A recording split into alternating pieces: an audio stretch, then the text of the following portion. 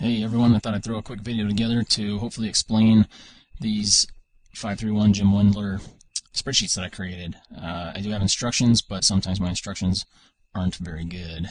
So basically what these are, they're Excel template files. So when you download these, or any of these, put it in a safe place, and that way anytime you need it, it's there. When you open this file, it's going to open into a new document, and it'll create a new Excel spreadsheet. So the template will never be modified unless you modify it manually.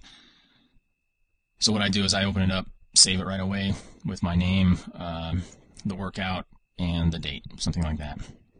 These 4 files are the 4 files that you'll get with the XLTX extension. If you want all 4 of them, you can get all 4 of them. The rounded versions will round to the nearest 5 pounds. The no rounding versions will only round to the nearest whole number, because I have decimals turned off. So, if it's 154.2, it'll round to 154. And just basic rounding like that. So let's take a quick look at the a portrait version, of the portrait and the landscape versions, the portrait version of no rounding. I'm not going to go through all of them, but I'll go through a couple of these real quick. When you first open it up, you're going to see this instructions tab. So there's instructions. Read these. Hopefully they'll make a bit of sense. One quick note I will make. Let me zoom in on this a little bit. I did modify the program a little bit as far as the first week goes on the 3 sets of 5, because the original was 40, 50, 60 for the warm-ups, and I thought the 60% was a little too close for me on the first work set of 65, so I turned that into 40, 47, 55. The rest of the weeks are all 40, 50, 60 though, so you'll see that though when you get in there and start playing with it. The other thing, let's see if there's anything else. Well, go ahead and read through this, and we'll take a look at it real quick. So you got your cycle start date, enter in anything you want there. The assistance increase is for these areas down here in the light green. Basically what that'll do is anything you enter in here, say you put in 120 pounds, if you just leave 120 in there and that 0, it's going to copy that all the way across 120 pounds. So you want to increase that. Sometimes I like to increase my assistance work a little bit throughout the 4 weeks, so that'll increase this 10 pounds, 10% obviously. On the 4th week though, the deload week, it will take it back to the original weight. So I will put that in there sometimes. Other times I'll go in and modify that slightly. I'll make it 130, or I'll just do the same thing for a couple weeks. Enter in your assistance exercises here. You can add rows if you want, or whatever. I usually do 2 assistance exercises and 1 ab exercise. The other thing too that you want to do is enter in your weights here. So let's say you've got, I don't know, 225.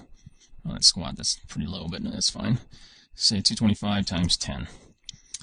So what that's going to do here is calculate all your squat numbers for the 4 weeks. The reason that I have this portion here, these numbers here grayed out, is because this is at least this many reps, 5 plus, 3 plus, or 1 plus.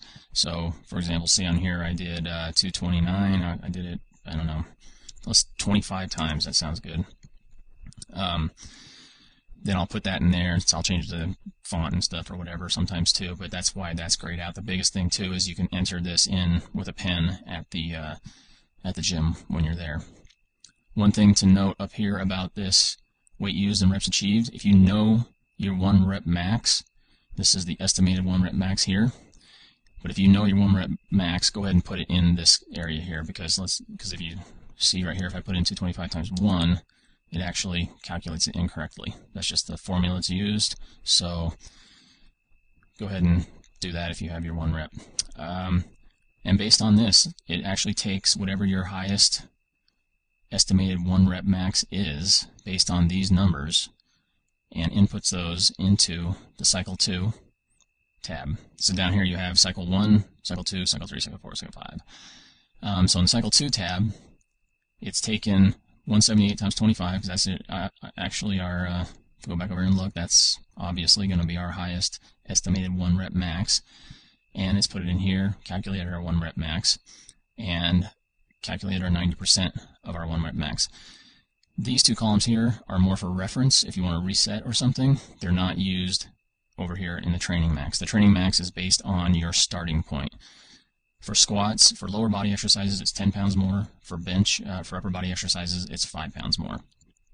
So over here on cycle 1, we started with 209, cycle 2, 219, and it just keeps going up from there. If we go to cycle 3 here and look at this, we got 229. So it just keeps going up like that. If you stall out and you need to reset, you can come in here and take your estimated 1 rep max, take 90% of that, throw that over there instead, and just start over with cycle 1 again.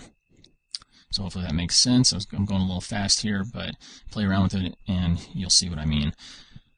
The other cool thing about this portrait version is when you print it, I'll show you real quick here, it prints on 1 page. That's why I like this one. So, and then down here you've got the file name and the cycle number or the tab that you're on. So, good thing about this, I can just take this, print it out, roll it up, and then carry it around with me at the gym and not carry around a notebook or anything like that. That is about it. The other thing that I do here is I have Wednesday and Saturday or Sunday in as off days. I don't do stuff on Saturday or Sunday as much, but on Wednesdays I almost always do something.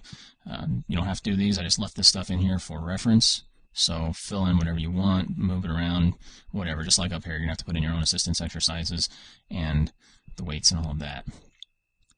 And I'll have to put a video together on what all these things are because I came up with my own names with a previous workout partner.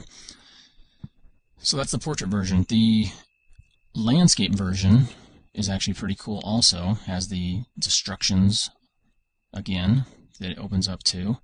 But in this version, you actually have a notes column, and that's the reason I did this landscape version, because it's not very big, obviously, but it gives you a spot to actually put some information, because I am always making notes, and then I have a mess all over the place with arrows going everywhere.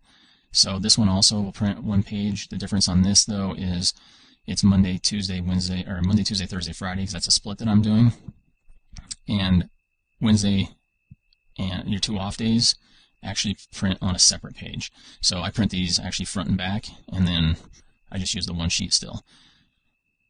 One thing too, on my split, I do my split squat, bench, deadlift, and overhead press in that order. If you want to modify this at all into a different order, I would say just change the day over here.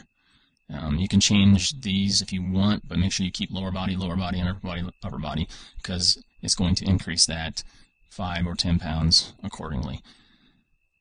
Real quick on this, I'll show you how this thing prints out also. Like I said, it's 2 pages, but it's landscape. It does do the file name and the tab that you're on also.